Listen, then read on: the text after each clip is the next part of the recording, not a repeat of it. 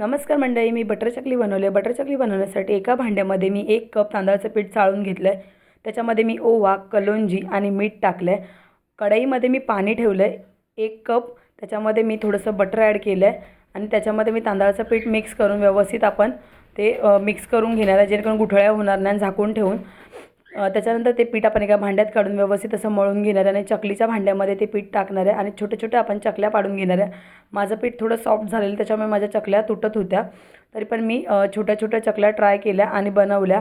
पाहू शकता तुम्ही इथे खूप बऱ्याच छोट्या-छोट्या चकल्या मी अशा बनवल्या। छोट्याच बनवल्या, जास्त मोठ्या पण नाही बनवल्या। मोठ्या चकली बनवल्या की शेकायला पण खूप टाईम लागतो आणि इथे माझ्या चकली रेडी झाल्यात। आता एका कढईमध्ये मी तेल गरम करून घेणार आहे चकली फ्राय करण्यासाठी आणि आपलं तेल गरम झालं की आपण ज्या चकल्या रेडी करून ठेवल्यात त्या त्याच्यामध्ये सोडून दोन्ही साईडून क्रिस्पी आणि गोल्डन होईपर्यंत फ्राय करून घेणार। इथे पाहू शकता मी चकल्या टाकल्यात कढईमध्ये। एक साईडून फ्राय झाल्या की आपल्याला ते पलटी करून गोल्डन क्रिस्पी होईपर्यंत फ्राय करून घ्यायच्यात। पाहू शकता एक साईडून झाल्या फ्राय, म्हणून मी पलटी केलेल्या आहेत त्यांना त्या ऑइलमध्ये आणि आपली चकली ऑलमोस्ट रेडी झाली आहे आणि आता मी बाहेर काढून घेतली आहे चकली।